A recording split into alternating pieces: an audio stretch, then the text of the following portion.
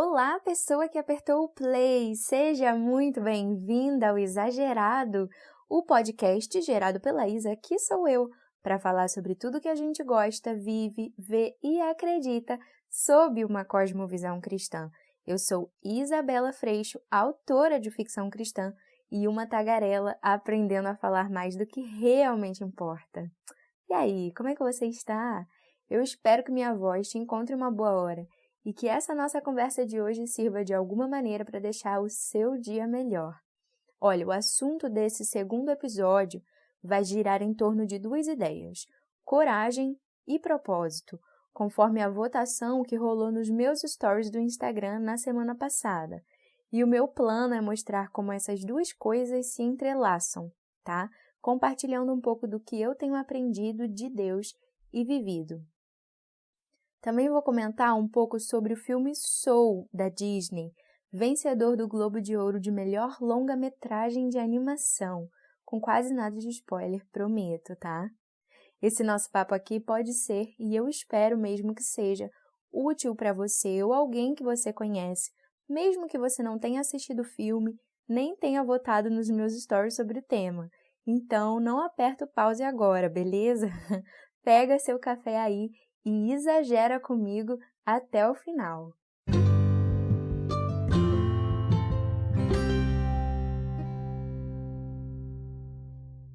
Eu quero começar agradecendo por você estar aqui, viu? E também por todo o feedback que eu recebi sobre o primeiro episódio, sério. A todo mundo que mandou uma mensagem, muito obrigada, viu? E se você não ouviu ainda o episódio, nele eu falei sobre fazer um consumo mais consciente de ficção, por uma perspectiva cristã, e expliquei o que é cosmovisão cristã e também contei um pouquinho sobre mim.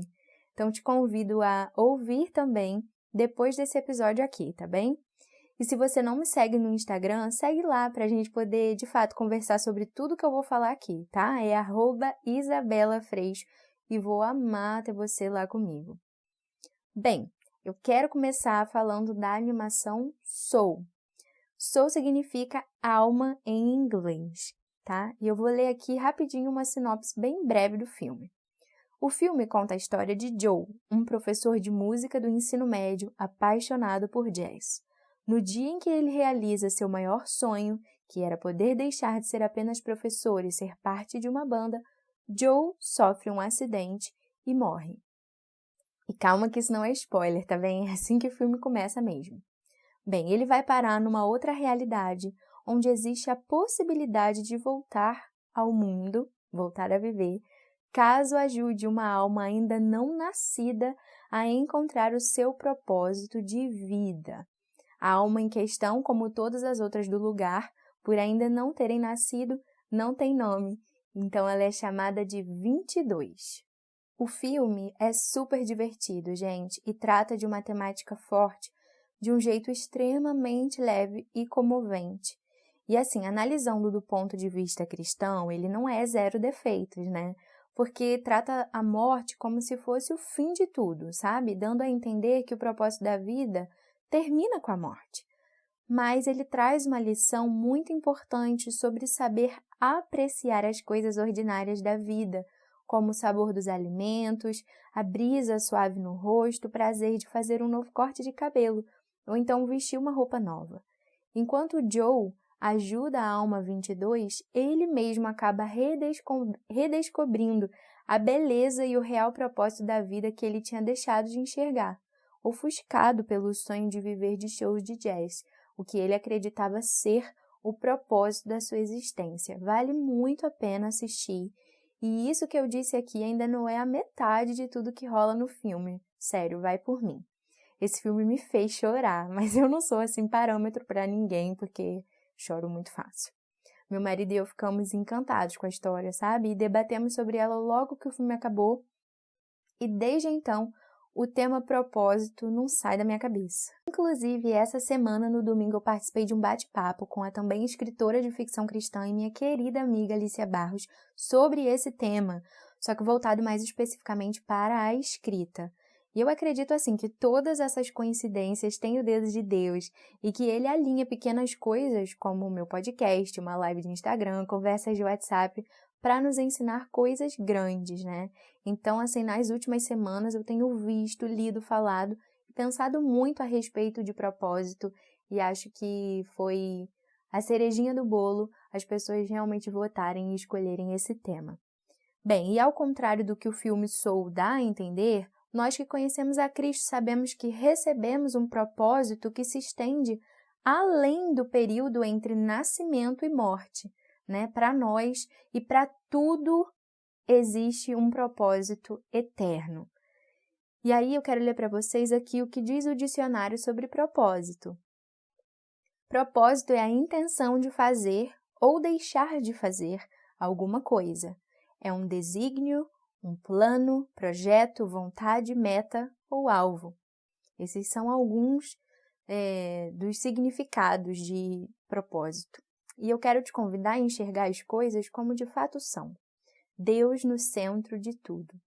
Como o apóstolo Paulo escreveu em Romanos 11:36, todas as coisas vêm dele, de Deus, né? Existem por meio dele e são para ele. A ele seja toda a glória para sempre. Amém. E o outro versículo que eu quero também mencionar aqui é o de 1 Coríntios 10:31, também palavras do apóstolo Paulo, que diz: assim, quer vocês comam, bebam ou façam qualquer outra coisa, façam tudo para a glória de Deus. Com esses dois versículos, a gente já tem assim uma base suficiente para dizer que o propósito de Deus ao criar o mundo começa e termina nele mesmo, no próprio Deus, para revelar sua glória e receber o louvor que essa glória demanda. E isso pode gerar, assim, em algumas pessoas a ideia de que Deus é, sei lá, um ser egoísta. Mas para explicar que não, eu quero ler um trecho do livro Lendo a Bíblia de Modo Sobrenatural, do John Piper. Abre aspas. Se Deus não buscasse o nosso louvor em tudo que faz, não estaria buscando a plenitude de nossa satisfação, não estaria amando. Portanto, a autoexaltação de Deus em toda a Bíblia, seu fazer tudo para manifestar sua glória e ganhar nossa adoração, não é egoísmo. É a maneira como um Deus infinitamente todo glorioso ama. Seu grande dom de amor é dar-nos uma participação na satisfação que ele tem em sua própria excelência e depois levar essa satisfação à consumação plena em louvor. Esta é a razão por que eu sustento que a adoração supremamente autêntica e intensa da dignidade e beleza de Deus é o alvo supremo de toda a sua obra e palavra, fecha aspas. Acho que com isso a gente pode então concluir que o alvo, o propósito de Deus para a gente é Ele mesmo. Que a gente conheça, veja, louve e manifeste a glória dele em todo o tempo e em tudo que a gente faz. Mas como isso se aplica pessoalmente a cada um de nós? E é aqui nesse questionamento que eu acredito que a maioria de nós empaca, né? O grande questionamento de, qual é o meu propósito? Qual é o meu chamado? Qual é a minha missão? E aí, será que essas palavras são diferentes entre si? Eu, Isabela, gosto de enxergar esses três termos como um pouquinho diferentes, sim. E eu vou usar uma figura de 3 círculos concêntricos, sabe? Um dentro do outro, como se fosse um alvo, sabe? Um alvo para dardos. Bem, o círculo de fora, que é o maior, que engloba os outros dois, é o propósito. E para nós, cristãs, como já falei, propósito é algo eterno. Vai além da vida, além de nós e consiste em fazer tudo para a glória de Deus. O círculo seguinte, que é o do meio, né? Seria a missão, que me remete à grande comissão, né? O que Jesus ordenou a toda a sua igreja está registrado em Mateus 28:19. Portanto, vão e façam discípulos de todas as nações, batizando-os em nome do Pai, do Filho e do Espírito Santo. No versículo 20 diz, ensinando-os a obedecer a tudo o que eu lhes ordenei, e eu estarei sempre com vocês até o fim dos tempos. Então, partilhar as boas novas de salvação, anunciar Jesus ao maior número de pessoas possível é a missão de todo cristão. E o terceiro círculo, o menor e mais ao centro, né, seria o chamado, a maneira exata e pessoal com que cumprimos a missão dentro do propósito eterno. E isso está diretamente relacionado com as nossas habilidades, nossos dons e talentos. Eu acredito assim que a profissão que você escolheu com base nos seus interesses, capacidades e após muito pensar a respeito e se preparar para exercer, é a forma específica com a qual você vai cumprir a missão de anunciar Jesus para o propósito eterno da glória de Deus. Então, sua profissão é o seu ministério. E sim, você pode ter mais de um ministério, porque ministério é serviço, ou seja, todos os nossos dons e talentos, nosso chamado, nossa profissão, tudo isso está dentro de um mesmo pacote e é para servir ao próximo dentro dessa roda gigante do propósito de Deus. Como está escrito lá em 1 Pedro 4,10, cada um exerça o dom que recebeu para servir aos outros, administrando fielmente a graça de Deus em suas múltiplas formas. Com o versículo que eu acabei de ler, a gente consegue concluir que Deus tem mesmo múltiplas formas, múltiplas maneiras de fazer a sua graça se manifestar em nós e através de nós, para a sua glória, por meio das habilidades que Ele mesmo nos deu. E isso é maravilhoso, né? Então, assim, se você é confeiteira, por exemplo, e acha que não tem chamado, para com isso. Você vai adoçar a vida das pessoas levando Jesus junto com tudo que você faz na sua cozinha. Se você não tem um cargo na igreja, por exemplo, mas tem uma profissão e acha que não tem ministério, agora você já sabe que tem. E esse é o seu chamado. Ou se você ainda nem descobriu sua profissão, porque não chegou nessa fase, ou como eu, demorou bastante a se entender e encontrar sua profissão, ou até está na fase de descobrir e ainda tem dúvidas, eu vou dividir com você algo que me custou anos para entender, mas hoje faz todo sentido. Anota aí. O papel pelo qual estou disposta a gastar meu tempo e recursos para desempenhar cada vez melhor é o chamado de Deus para a minha vida. E sim, a gente pode ter mais de um, né? Eu, por exemplo, sou esposa, escritora, compositora e cantora. Demorei algum tempo para descobrir isso e encaixar na ordem correta de prioridades. É o Espírito Santo quem me ajuda a perceber isso, me ajuda a priorizar e a desempenhar, e Ele te ajuda também. E agora que a gente meio que pautou, assim, né, algumas diferenças entre propósito, missão e chamado, para tentar entender um pouquinho melhor, eu quero listar alguns requisitos para viver o propósito eterno, né? E quando eu digo propósito eterno, eu estou englobando também a questão específica do chamado, a missão, tá? Então, vou listar aqui requisitos para viver isso e as suas implicações. O primeiro requisito é consagração. Consagrar cada ideia, habilidade, serviço, função nossa a Deus. E o que é consagrar, né? O dicionário diz que é tornar sagrado. E refletindo sobre isso, esses dias eu entendi que consagrar uma coisa a Deus é tornar essa coisa sagrada aos meus olhos. Isso mesmo, porque é aos olhos de quem consagra, meus ou seus, porque nada do que a gente faz muda Deus ou sua maneira de enxergar, seja lá o que for. Então, quando eu oro e entrego alguma coisa para Deus, quando eu consagro algo a Deus, sou eu que passo a enxergar aquilo de maneira diferente. Eu passo a enxergar aquilo como de fato é, parte do propósito eterno de glorificar a Deus. Como a gente leu, tudo é dele, por meio dele, né? Então, consagrar a Deus a minha vida e tudo que eu faço, tudo que você faz, tudo que nós fazemos implica em viver em constante oração, orando antes, durante e depois de cada tarefa. Implica também na gente buscar conhecer a vontade de Deus sobre cada situação, estudando a palavra dele, né? E implica em desempenhar cada função como se fosse para o próprio Deus, porque realmente é. O segundo requisito que eu quero listar é a excelência. Se as nossas atividades são para Deus, que é o que nós já entendemos, elas têm que ser executadas da melhor maneira possível sempre. Isso implica em, muitas vezes, nós termos mais prejuízos que lucros materialmente falando, né? Um exemplo pessoal disso, que eu já citei aqui no episódio anterior, é que eu estou reeditando meus livros porque eu percebi que alguns detalhes neles não estão de acordo com a palavra de Deus. Então, tirar do ar e reescrever está sendo, em partes, um prejuízo. Mas quando eu penso que estou fazendo isso para a glória de Deus, eu entendo que é melhor e que eu e outras pessoas colheremos frutos eternos e incomparáveis de algo que me custa só por um pouco de tempo, né? Então, fazermos com excelência para Deus as coisas também significa, às vezes, ter mais trabalho que descanso físico, mas nós sempre vamos experimentar da paz que excede todo entendimento e do alívio que só o Pai pode nos dar. O terceiro requisito é o equilíbrio. Não podemos colocar o serviço na frente do relacionamento com Deus, gente. Se a gente não come, não consegue trabalhar porque não tem força, não é assim?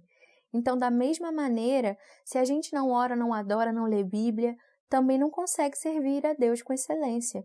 Se a gente inverte as prioridades, acaba perdendo o foco e se desgastando em vão, se distanciando do propósito eterno de glorificar a Deus. E aqui eu já entro no quarto requisito, que é a dependência. Se tudo é de Deus, para Deus e feito por meio de Deus, como eu já falei, né, que está escrito em Romanos 11:36, as nossas habilidades, nosso trabalho, a nossa vida também são, e isso a gente também já falou aqui. Então, assim, se eu e você confiarmos apenas em nós mesmas e no que podemos fazer, também vamos nos distanciar do propósito eterno de glorificar o Pai. Então, depender dele é crucial para poder viver tudo que Ele tem para nós, cumprir a missão, viver o chamado, viver o propósito. Então, nós temos que lembrar sempre de que sem Deus nada podemos fazer. E agora, finalmente, o quinto e último requisito, a coragem. Viver o propósito eterno de glorificar a Deus transcende ao que é natural, não é verdade? E hoje eu percebo que viver o sobrenatural exige fé e coragem.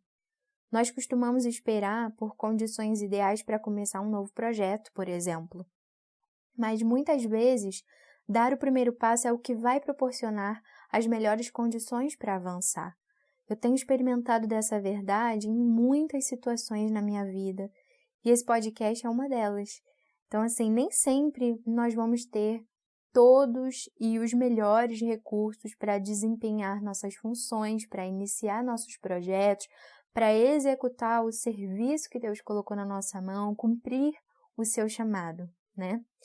Mas viver para um propósito eterno significa fazer o melhor que a gente pode, com aquilo que a gente tem, acreditando que Deus é quem aperfeiçoa.